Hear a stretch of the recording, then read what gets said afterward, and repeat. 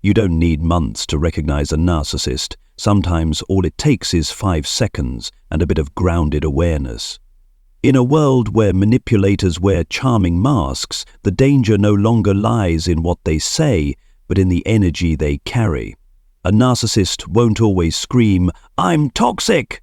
Sometimes they walk into the room with a polite smile, captivating eyes, and a presence that pretends to care. But your body knows. Your soul recognizes, and today you're going to learn how to trust that gut instinct. In this video, I'm going to share 5 highly subtle behavioral signs that will help you spot a narcissist within seconds, even before they say a word.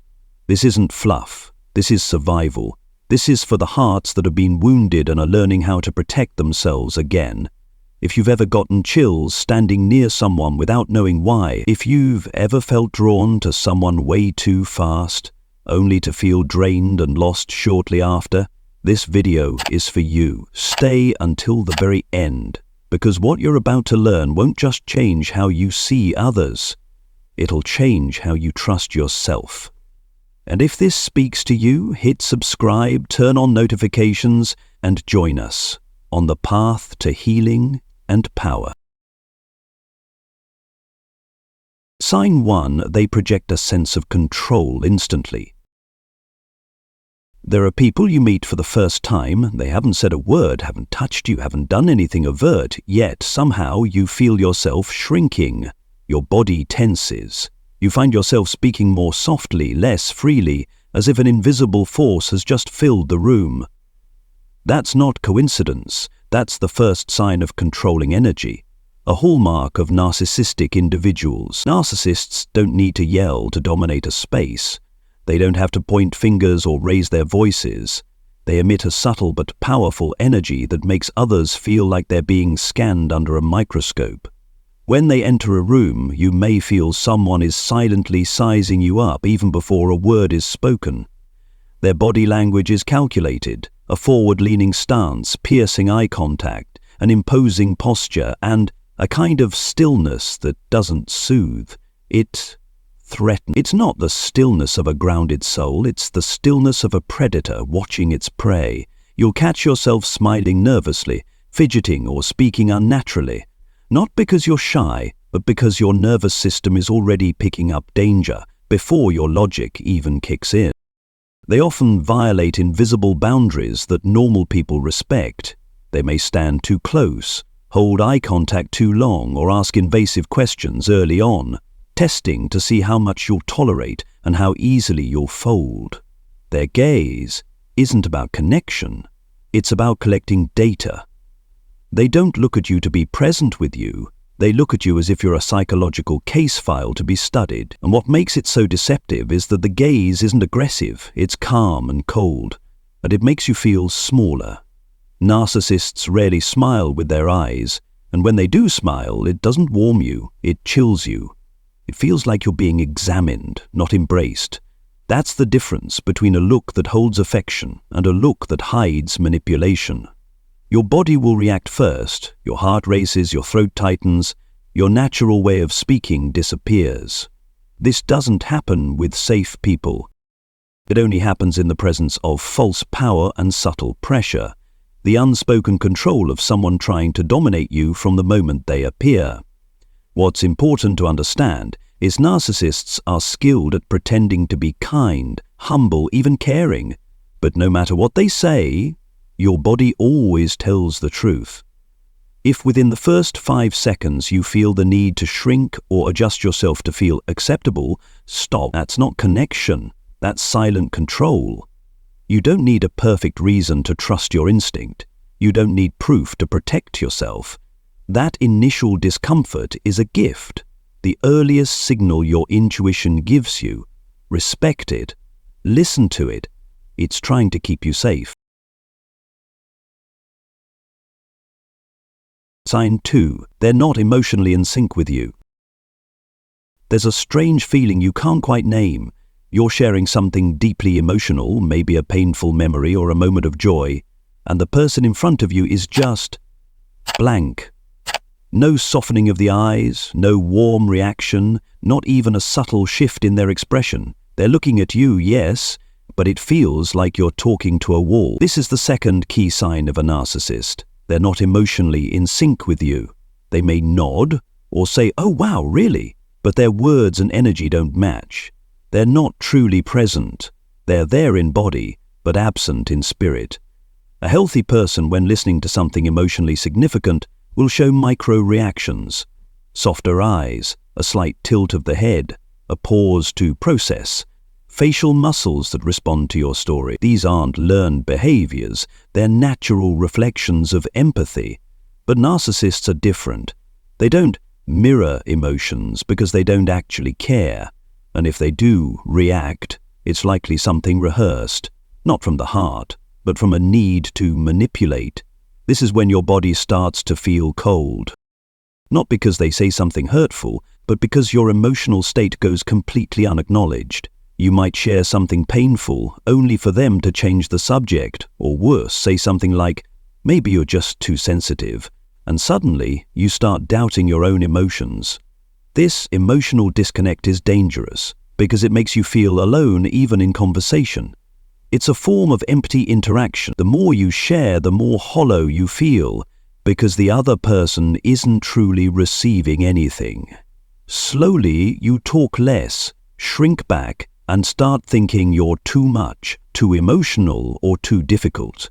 And that's exactly what a narcissist wants. When you doubt your feelings, you're easier to control. They don't even have to deny your emotions directly. Their lack of reaction makes you censor yourself. You begin silencing your truth, shrinking your voice, trying to become more acceptable just to avoid being dismissed again. Some narcissists are even more cunning. They selectively mirror empathy, but only when it benefits them. They might act heartbroken over your pain during the love-bombing phase or when they want to earn your trust, but later that emotional presence vanishes, and you're left feeling empty once again. This sign is subtle and hard to spot if you only pay attention to words, but when you watch their energy, eye contact and presence, you'll sense the disconnect. A truly empathetic person will reflect your emotions through small, authentic responses. A narcissist will keep their emotional world shut off, because opening it risks losing control. Remember this, your feelings deserve to be seen and acknowledged. Anyone who makes you feel wrong just for feeling deeply is not a safe space. If you have to cut down your emotions to be accepted, that's not connection, that's manipulation in disguise. Sign 3. Their gaze analyzes you. It doesn't connect with you. There's a certain kind of gaze that makes you feel like you're no longer a person but a problem to be solved, a puzzle to be decoded. You're not being looked at with warmth or presence, but with cold precision, as if they're scanning you, breaking you down, analyzing your every move. Narcissists don't look at you to connect, they look at you to collect data. They don't listen to understand, they observe to strategize. To them, conversations aren't mutual exchanges, they're silent assessments of control, and their gaze is the most subtle yet powerful tool they use. When they look at you, there's no sense of being met, there's no shared moment, no emotional mirroring. Instead, you feel watched, scanned, like you're standing in front of a facial recognition system, not a human being. They may maintain eye contact for a long time, but not for intimacy. They do it to dominate. What you feel, deep down, is the sensation of being dissected. You might smile. They won't smile back. You might share something personal. They remain distant. Everything about their gaze feels like they're reading your file, as if you're an opportunity, a case study, a target, not a soul. And that's the danger. You don't feel seen, you feel seen through. They don't look at you with empathy. They look at you like they're in control and you're the one being assessed. Unlike an empathetic gaze, one that lifts you up, validates your presence, and invites you to be yourself, the narcissist's gaze creates tension, unease, and the haunting sense that you're being judged every second. Worse, narcissists have a way of making you feel like you've overshared, even when you've said very little. Their calculated nods, silent tilts, or even lack of response makes you start doubting yourself. Did I say too much? Why are they looking at me like that? Are they judging me right now? The answer is yes. They are judging. They are analyzing. They're building a mental map of your emotions to use later for their own gain. Their emotional disconnect also shows in the lack of expression changes, even when you shift moods. You might say something funny, they don't smile. You might open up about pain, they don't flinch. It's not calmness, it's calculated emotional detachment. Narcissists don't look to connect, they look to control. And the scariest part? They know the power their gaze holds. They use their eyes as a form of manipulation, saying nothing, doing nothing, and yet still making you feel off balance and small. If you've ever stood across from someone whose gaze made you second-guess your own words, feel unsafe being yourself, or question your own instincts, chances are you were dealing with someone narcissistic. Trust that feeling, because the eyes don't lie. They reveal exactly what words are trying to hide. Sign 4. They overdo the charm on the first meeting. There are people you meet for the very first time, and they seem almost too good to be true. They're not just polite, they somehow know exactly what you want to hear. They smile at the right moments, show just the right amount of empathy, listen with intensity, and at the same time, you find yourself drawn to them way too quickly, as if they're the person you've been waiting for all along. Sound familiar? That's not genuine connection, that's a calculated charm offensive. A subtle form of love bombing that narcissists often use from the very first meeting to disarm you emotionally. While healthy relationships grow gradually over time, narcissists want to fast forward the trust-building phase as quickly as possible, and to do that, they perform a version of themselves that's incredibly likable, generous, even too perfect. You mention your favorite music, it just so happens to be theirs too. You share a personal pain, they've had a similar tragic story. You talk about your beliefs on love, and they agree completely. Within minutes, it feels like you've met a soulmate, someone who just gets you. In truth, this is sophisticated mirroring. Narcissists are experts at pretending to be your emotional twin, so you'll lower your guard and open your heart fast.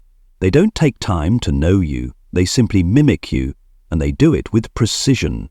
Once you feel safe, connected, or even admired, the emotional hook is set. Here's the truth. You shouldn't feel that amazing about someone after just one meeting. Real connection takes time, contrast, and real-world interaction. If someone makes you feel like you've won the emotional lottery in one conversation, you may not be seeing a real person, but a scripted persona. The danger is, once they've emotionally anchored you, they start to shift. The sweet version fades. They go from charming to critical, from empathetic to emotionally distant, from active listener to master manipulator. And because the beginning felt so magical, you'll rationalize the red flags. Maybe they're just stressed. Maybe I did something wrong. I just need to be more patient. No, that perfect first impression, it wasn't real. It was emotional bait.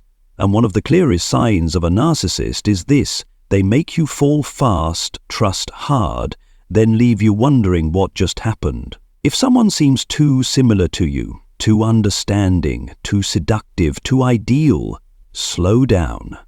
Authentic connection includes imperfection, tension, and the willingness to grow over time. That's how you know it's real, and not a performance designed to manipulate your heart. Sign 5. They make you feel too sensitive. Just for having real feelings. You cried over something that genuinely hurt you, and they said, "Why are you crying over something so small?" You felt stung by their words, and they replied, "Wow, you're always blowing things out of proportion." You needed comfort and understanding, but all you got was a cold look and the line, "You're just too sensitive." If you've ever experienced this, then you already understand signs 5. A narcissist makes you feel wrong for simply having feelings. They don't need to scream or insult you, they only need to make you doubt your own emotional responses. This is a form of subtle emotional gaslighting, where instead of denying their behavior, they deny your right to feel hurt by it, by labeling your sadness, frustration, or vulnerability as too much, irrational, or dramatic. They slowly erode your trust in your own emotions. What happens as a result? You start apologizing for your feelings. You stop sharing what bothers you out of fear of judgment. You suppress your true reactions to appear easier to deal with. And little by little, you disconnect from your emotional truth, just to keep the peace with someone who was never truly listening in the first place. Narcissists don't do this because you're actually wrong. They do it because they don't want to be held accountable. If you're upset, they may be confronted with consequences. If you're hurt, they might be seen as the cause. So instead of owning it, they shift the weight back onto you. I didn't do anything. You're just overreacting. It was just a joke. You're way too serious. Normal people wouldn't take it that way. Each of these statements is a silent cut, chipping away at your self-worth. You may not notice it immediately, but over time you find yourself shrinking. You tell yourself not to be upset, not to feel too much, not to speak your truth. And that's exactly what they want, for you to become quiet, manageable, and easy to control. Your sensitivity, which once connected you deeply to the world and others, is now framed as a problem. But here's the truth. You're not too sensitive. You're reacting appropriately to a situation that is emotionally unsafe. Feelings are not the issue. Someone who hurts you and then blames your reaction is the issue. A loving person will say, "You seem upset. What can I do to make you feel safer with me?" A narcissist will say, "Again, you're exhausting." That is the difference between someone who is safe and someone who is emotionally dangerous. So remember, sensitivity is not a weakness. It's proof that your heart is still alive. Anyone who makes you feel ashamed for having emotions does not deserve a front row seat in your life. Sign 6. They make you feel small or less than, just by being there. Not everyone insults you with words. Some people walk into a room and without mocking you, yelling at you, or saying anything directly hurtful, they still manage to make you feel less than. You speak less. You start questioning your clothes, your job, your dreams, and even though they didn't say anything obviously wrong, you still feel like you're not enough. That's 6. They make you feel small just through their presence. Narcissists don't need to act openly arrogant to make you feel inferior. They emit a kind of invisible force field, a mix of confidence and quiet disdain, an air of superiority that silently broadcasts, "I'm better than you." They'll talk about themselves with ease, their success, their status, who they know, not to inspire, but to remind you where you stand on their invisible ladder. When you speak, they might smirk slightly, scan you with their eyes, or go completely silent, but just long enough for you to start second-guessing yourself. Did I just say something stupid? Maybe I'm not smart enough to be around them. I should probably just stay quiet. They don't have to hurt you directly because you begin shrinking yourself to fit in their presence. The subtlety here is that narcissists know exactly what they're doing. They construct a persona that seems like mere confidence, but in truth, it's a calculated aura of superiority, and you feel it, even if you can't explain it. They may never say, "I'm better than you," but through their tone, body language, and responses, you start to believe it on your own. They listen with judgmental silence. They comment with kind condescension. They respond to your hopes or fears with micro-dismissals. Examples include, "That's cute. Everyone has to start somewhere. You're trying. That's good. But maybe be more realistic. I used to think like that when I was more naive." These sound polite, but each one subtly implies, "I'm above you." You begin striving to prove yourself, to be impressive, to earn their validation. Sign 7. Signals sadly push past the boundaries you set. You say, "I need some space," and they call you 3 times a day. You say, "I'm not comfortable sharing that," and they smile and ask again, just phrased differently. You say, "I'd prefer not to talk late at night," and they text you at 10:05 p.m. with, "Just wondering if you're asleep."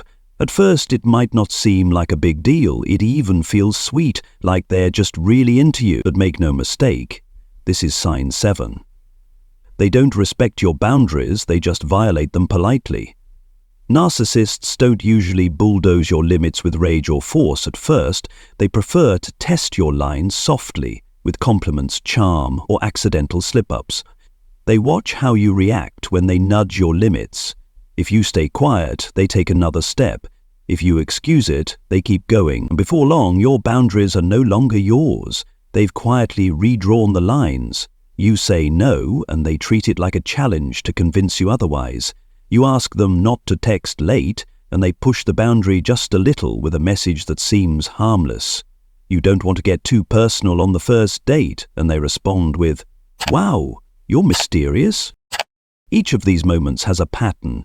They ignore your limits, but mask it with charm, and that's what makes it hard to confront. Because if you call it out, you feel like you're overreacting, being too cold, or not flexible enough. That's exactly what a narcissist wants, for you to feel guilty for protecting yourself. Later, they'll use kindness as a weapon. They'll give you a gift after you said certain things make you uncomfortable. They'll show up unannounced just because they missed you. They'll post your photos online without asking and say, "I thought you'd love it." Each action wrapped in sweetness, but when put together they form a clear pattern. They're redrawing the boundaries of your life to fit their agenda. Someone who respects you backs off when you say no.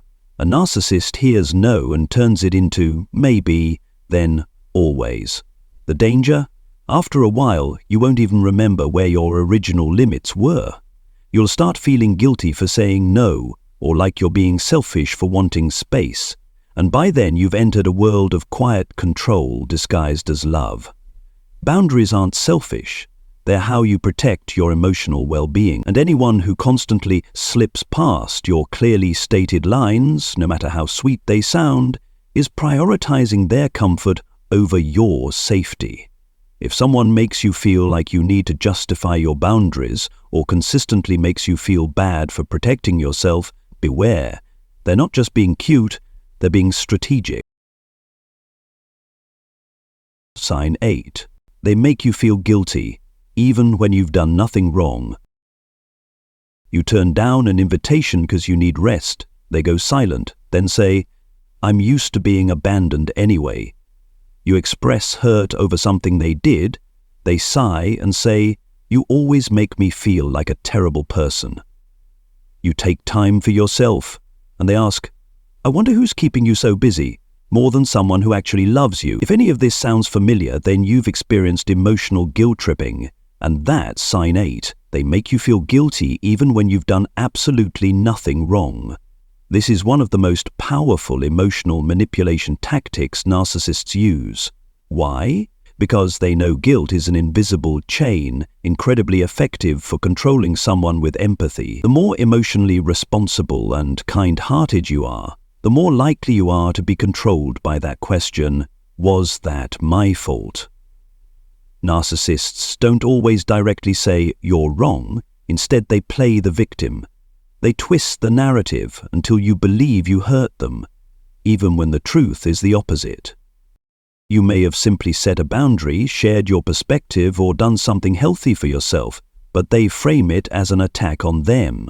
Examples include, you apologize for being busy. They say, "I'm clearly last on your list of priorities." You say you need time to think. They reply, "You know, I gave up on love a long time ago. You were my last hope."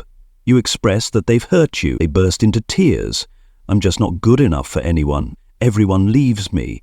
You know you've done nothing wrong, but their reaction is so dramatic, so heavy, that you begin doubting yourself. You feel like you have to comfort them. You feel like you should make it up to them.